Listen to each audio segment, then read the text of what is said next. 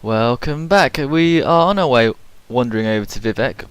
You'll notice that we are getting towards the pleasanter parts of Vardenfell and we're covered in mushroom trees. Look at these little mushroom trees. And there are lots of flowers that we can go and collect, like gold cannets, and you can make a fortune just wandering around collecting heather and cork bulb and munching your way through it. But I just wanted to show you another little town.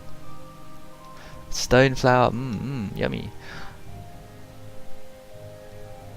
You know what looks slightly different? It's because of the skybox. The skybox is very northern hemisphere-ish. They should actually change the skybox to make it look a bit more like you are nearer the equator, I guess. But here we are. This is Peliagrad, which is another Imperial or slight high rock architecture type city. And you get cool little people. Peliagrad is basically a little town that's built around an Imperial fort. And you get a little watchtower like this.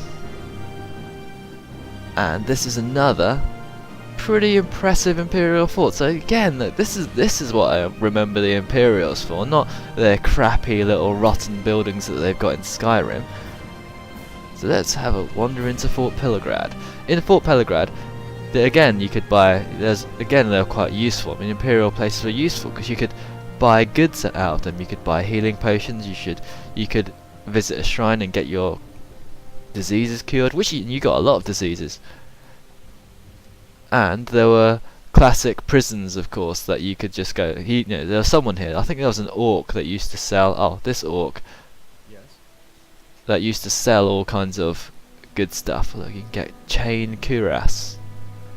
Of course, they all look. You don't get chain in Skyrim, so they all look like standard iron weapons and armor.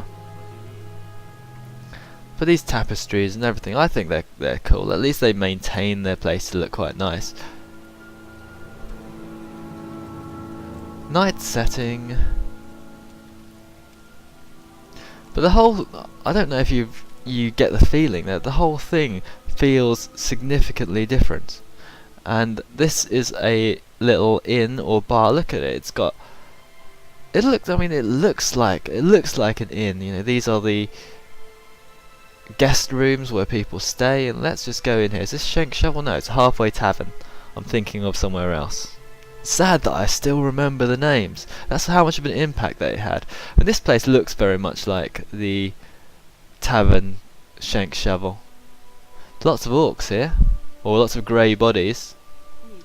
Oh no, they're all dwemer. Yes. Oh, a kitty cat.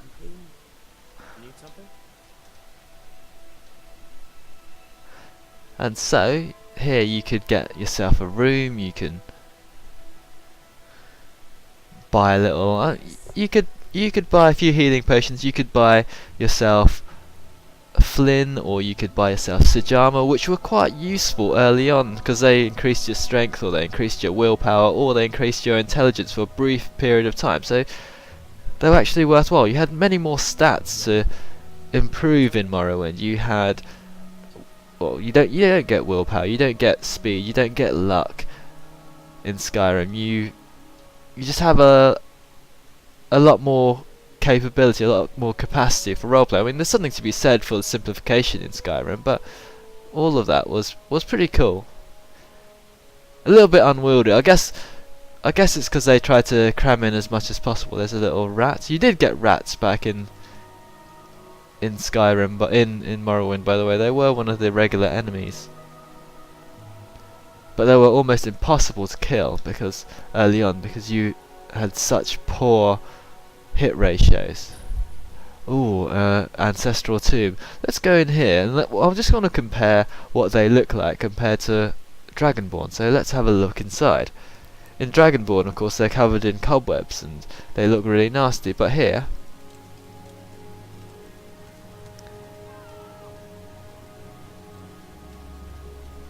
whoa, that's a dead body.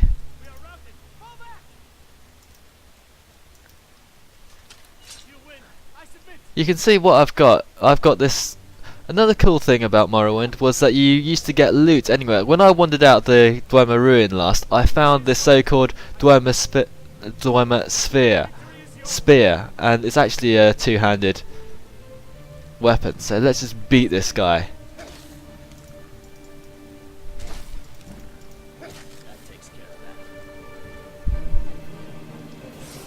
What's he got? An ancient Nord war axe and amulet of Mara, so I can get married. I'll have that.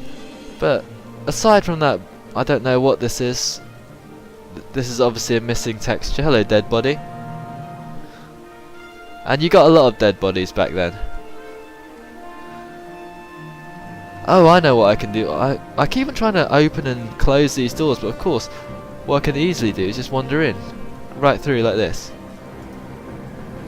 And here are bone walkers, and they used to drain your strength, and that was a nightmare because that just reduces your carrying capacity all the way down. But look how evil they are. They are skeletons with Draugr eyes.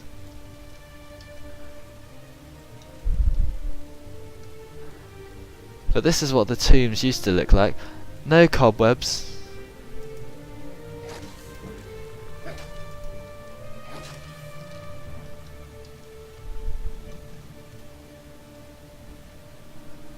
But you did get a lot of things like this. Wow, look at that. It's a book, and you did get a lot of these special shrine type things. I'm going to increase my stamina so I can sprint around a lot more. Nah, who cares what I put it in? Let's just put heavy armor. Juggernaut.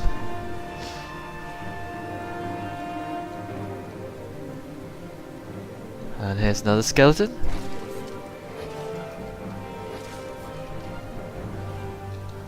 Of course, all these animations, I like it that their light goes out of their eyes when you kill them. But these bone walkers, they did used to be a bit of a nightmare. And if you wandered in when you were level 1, you'd be dead almost instantly. Of course, I can dispatch them very easily because of the mechanics of Skyrim. But here you go, you get the classic. You still get these in Dagger of Judgment. That is cool.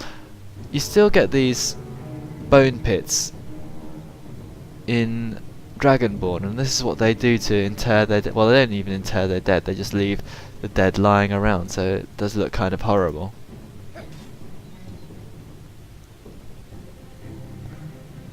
And let's levitate our way up here.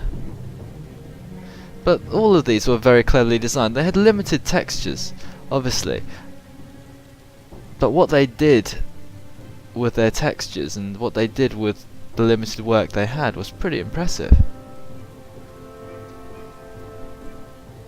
You had these little curving tunnels all over the place. I still don't know what those things are.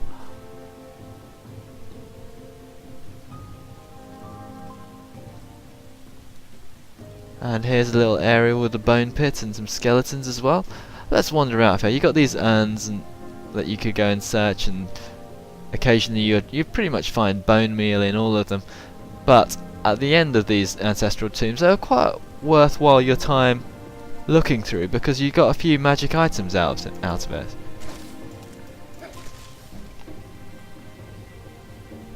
A violet, there's mushroom, and some droog wax.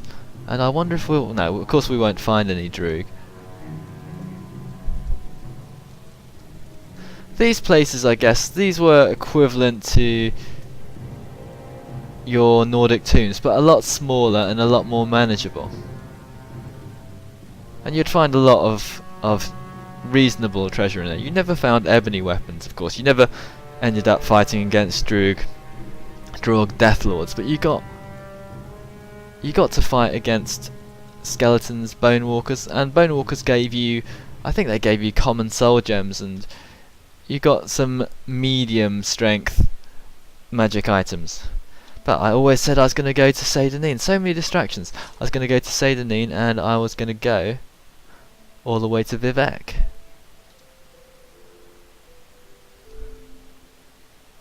I'm still in the habit of gathering these ingredients, because one of the early quests you get in Morrowind is that you need to go and gather mushrooms and flowers for one of the Mages Guild quests. Who have we got here? Nels Lendo. A lot of these characters are actually dead bodies, because you do find a lot of dead bodies just lurking around.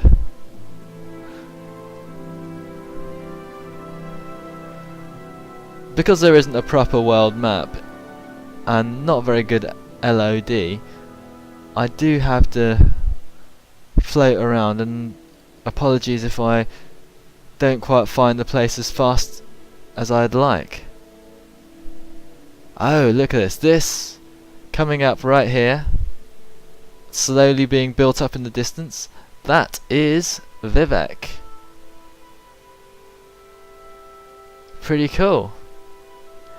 The biggest city, far bigger than any of the Solstheim, Skywind, Skyrim type of cities. And you had, I think, around about six cantons which you could enter and have a look around. So what I'm going to do, I'm going to pause this for the next video, and next video we'll have a look at what's inside Vivec.